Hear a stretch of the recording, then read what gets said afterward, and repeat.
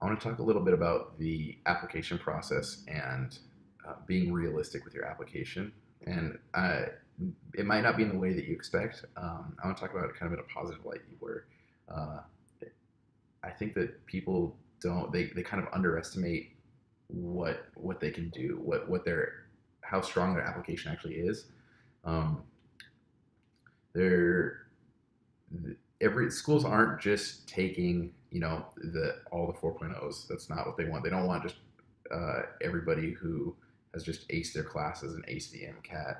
They want a diverse population. They want you know they want people that have been leaders. They want people that come from a variety of backgrounds. So really, just don't ever count yourself out if that makes sense. There are these websites and like Student Doctor Network. That's probably the worst one you could look. I mean, there's some good info occasionally that you can pick up on there, but if you want your spirit to be battered, then I advise you look on Student Doctor Network because you'll have the people that are, I got a 98th percentile on my MCAT and I only have a 3.95 GPA. Will I ever get into a medical school? And then you have all the people consoling them and just, fanning the flames there. It'll make you it'll kind of make you lose faith in the process. But you know, people ask like, oh, are my grades too low to get into a medical school? If you've shown improvement, it they want you who you are right now. So I mean, you can't just go in and have tanked your first 3.5 years and then ace your last semester and say that's okay. But if you've shown like consistently that you can be this person, um, schools notice that.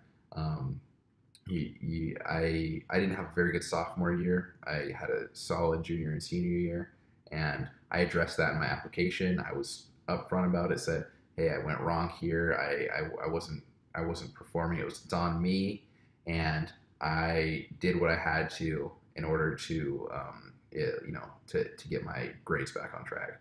So yeah, I just want people to be realistic and to know that if if you if you give everything you can to that application process, and I mean like everything you can, you can get into a school, maybe a school, one of those reach schools that you're looking into.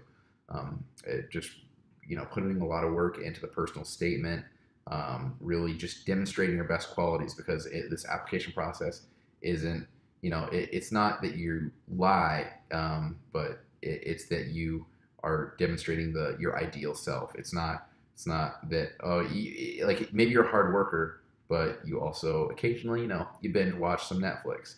That doesn't mean you can't talk about yourself being an extremely hard worker. You don't have to always say, oh, but I have this flaw as well. You're there to represent your ideal self. So it if if you think that you can kind of make the sale of yourself, then you should apply to really whatever school you want. Whatever school you want. One of my professors, I was talking to them about my ambition to apply to med school back when I was an undergrad, and he told me that the med school application process is really just like any sale. You are showing them that you, one, are going to be able to handle the med school curriculum, and two, that you're going to make an excellent physician someday that's going to represent them well in the future. If you can satisfy those two things, they're probably pretty likely to take you.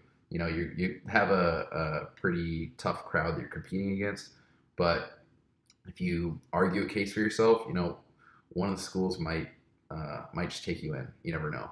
So I hope this helped to encourage you to just shoot high when you're applying to schools. Apply to schools across the spectrum, ones that are maybe more safety and but also really shoot for those reach schools. And as always, try to show yourself.